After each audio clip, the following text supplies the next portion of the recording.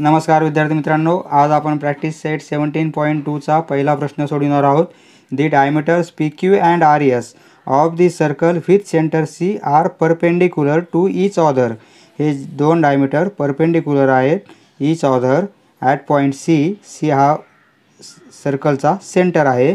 Why arc PS and arc SQ, PS arc आणि SQ arc हे दोन का कॉन्ग्रंट आहेत ते आपल्याला लिहायचं आहे. त्याचं कारण द्यायचं आपल्याला. हे दोन आर्क कॉन्ग्रंट आहेत, कशामुळं कॉन्ग्रंट आहेत, आणि PS ह्या आर्कला अजून कॉन्ग्रंट असणारे दुसरे कोणते आर्क आहेत ते आपल्याला लिहायचं आहे. सोडूया, सोपा प्रश्न आहे.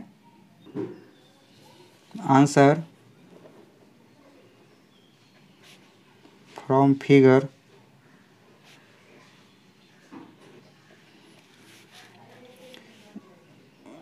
प्रश्नातले शब्द आहेत हे. दी diameters PQ and RS of the circle with center C are perpendicular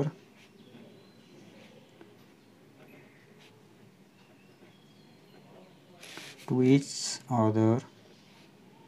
प्रश्नामध्ये पूर्ण वाक्य हे दिलेलं आहे, जसं तसं आपण लिहिलेलं आहे. Other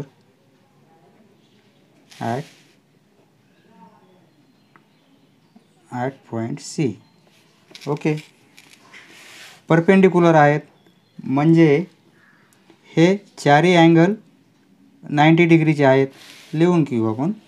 major of angle PCS equal to angle SCQ equal to angle QCS equal to angle RCP. हे चारही अँगल आपण लिहून घेऊ. Measure of angle PCS equal to measure of angle SCR equal to measure of angle QCR equal to measure of angle RCP.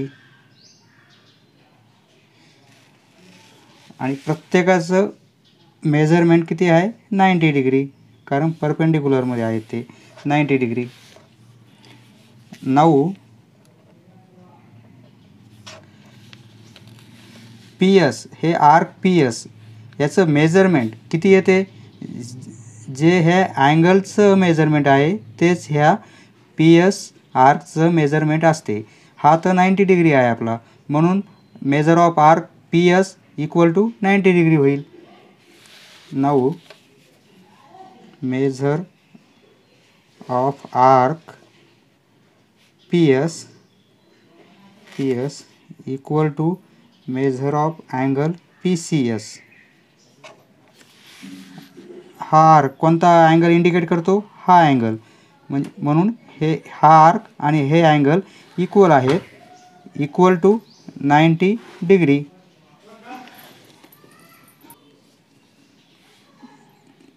याला equation number 1 देऊ आपण.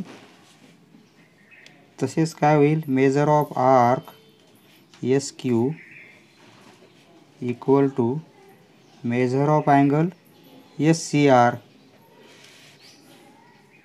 Equal to 90 degree. हे दोन इक्वेशन आपल्याला मिळाले. या इक्वेशनवरून आपण काय लिहू शकतो? From 1 and 2 measure of arc PS equal to measure of arc SQ. कारण ह्या दोन्ही इक्वेशनच्या राईट साईड इक्वल आहेत, म्हणून ह्या लेफ्ट साईड इक्वल आहेत. हे दोन आर्क इक्वल आहेत. देअरफॉर आर्क PS याला आपण असं लिहू शकतो, इक्वल ऐवजी कॉन्ग्रंट. आर्क SQ हेच आपल्याला का कॉन्ग्रंट आहे हे दाखवायचं होतं, या कारणामुळे कॉन्ग्रंट आहेत. अँड जसं आपण इथं लिहिलं तसं ह्या दोन आर्कसाठी आपण असं लिहू शकतो, measure of arc QR equal to measure of arc angle QCR 90 degree. QRचा ह्या अँगल इतकं मेजरमेंट आहे 90 डिग्रीचं. याला इक्वेशन आपण 3 देऊ.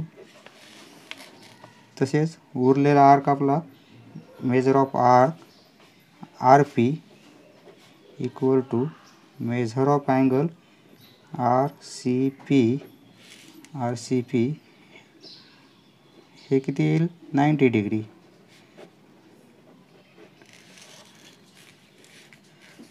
आता आपल्याला विचारलेलं आहे ह्या PS बरोबर हा तर इक्वल कॉन्ग्रंट आहेच, अजून दोन कोणते, हे दोन कॉन्ग्रंट होतात का ते आपण पाहू. आता ते होतात, कारण फ्रॉम 1, 3 and 4